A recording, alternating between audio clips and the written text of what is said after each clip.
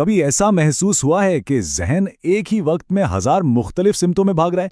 ये एक बहुत आम एहसास है और इसकी सबसे बेहतरीन मिसाल शायद इसी कहावत में मिलती है कि ज़हन एक जंगली घोड़े की तरह है जिसे अगर काबू में न रखा जाए तो वो जहां चाहेगा घसीट कर ले जाएगा। तो आज हम इसी जंगली घोड़े को काबू में लाने की बात करेंगे। ये देखेंगे कि अपने ज़हन की असल ताकत को कैसे इस्तेमाल किया जा सकता है। तो चलिए इस सफ़र का आगाज़ करते हैं रियान की कहानी से। रियान की कहानी हम में से बहुत से लोगों की कहानी है। ज़हीन है, बड़े बड़े ख्वाब हैं, लेकिन एक मुसलसल जिद्दोजहद, यानी एक ऐसा ज़हन जो एक जगह टिकता ही नहीं, हर वक्त भटकता रहता है। हम सब इस सूरत हाल को समझ सकते हैं। सारी सलाहियतें मौजूद हैं, लेकिन फ़ोन की एक नोटिफिकेशन बजती है, ज़हन दिन में ख्वाब देखने लगता है और पता ही नहीं चलता कि घंटे कहाँ गुजर गए। रेयान का भी यही मानना था कि भाई होशियार होना ही काफ़ी है, लेकिन उससे बहुत जल्द पता चलने वाला था कि यह सच नहीं है। देखिए, सिर्फ टैलेंट पर इन्हिसार करना एक बहुत ख़तरनाक खेल है और रियान के लिए अब हकीकत का सामना करने का वक्त आ गया था और ये सामना काफ़ी तकलीफ़देह होने वाला था।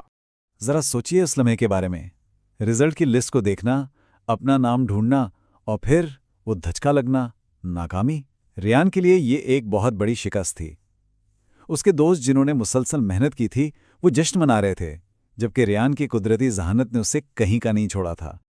और बस उसी लम्हे रियान को एक कड़वी हकीकत का एहसास हुआ कि नज़्म व ज़ब्त के बगैर जहानत बिल्कुल बेमाना है।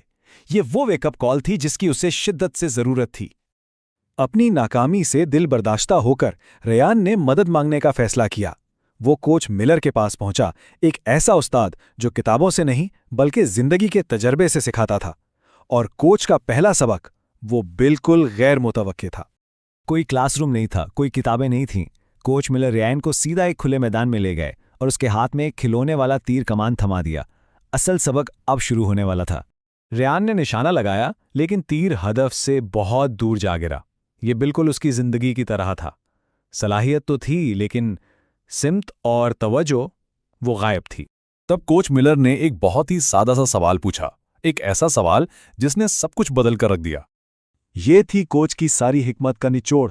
असल तवज्जो का मतलब है तमाम खलफिशार, तमाम दूसरी चीज़ों को जहन से निकाल देना और सिर्फ अपने हदफ को देखना। मकसद ही इंसान की वाहिद हकीकत बन जाता है। इस सबक के बाद कोच ने रियान को ज़हनी नज़्म-ओ-ज़ब्त पैदा करने के लिए 4 बिल्कुल सादा और काबिल अमल उसूल बताए। ये 4 उसूल गहरी तवज्जो पैदा करने के लिए एक अमली ढांचा है। लगते बहुत सादा हैं, लेकिन जब इन पर अमल किया जाए तो इनमें नाकाबिल यकीन ताकत है। आइए हर एक को ज़रा तफसील से देखते हैं। पहला असूल है अपनी अंदरूनी दुनिया को काबू में लाना। जब जहन भटकने लगे तो उसे नरमी से वापस लाना, ये कहकर कि ये मेरे पढ़ने का वक्त है। जर्नलिंग भी एक बहुत ताकतवर तरीका है। अपने सारे ख्यालात को कागज़ पर उतार दें ताकि वो दिमाग में शोर न मचाते रहें। दूसरा असूल है एक मामूल बनाना। हमारा दिमाग एक रूटीन पर बेहतरीन काम करता है। टाइम चंकिंग जैसी तकनीक, जिसमें मुख्तसर और भरपूर अंदाज में काम किया जाता है, थकावट को रोकती है। ये एक स्प्रिंट की तरह है, मैराथन की तरह नहीं, जो इंसान को ताज़ा दम और मरकूज रखती है। तीसरा उसूल बेहद अहम है, अपने माहौल को कंट्रोल करें। फ़ोन तवज्जो का सबसे बड़ा दुश्मन है। एक मखसूस स्टडी एरिया बनाने से दिमाग उस जगहों को काम से जोड़ना सीख जाता है, जिससे तवज्जो मरकूज करना बहुत आसान हो जाता है।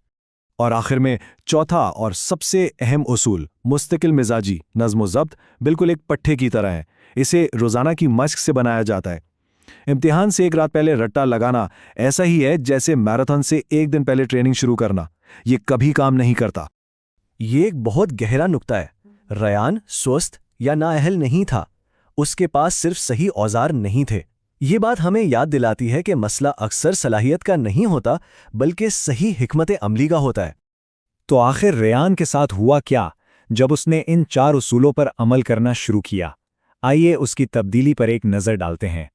रियान का यह सफ़र बिल्कुल आसान नहीं था। पहले कुछ दिन तो इंतहाई मुश्किल थे, लेकिन फिर आहिस्ता आहिस्ता हफ्तों के दौरान कुछ बदलने लगा।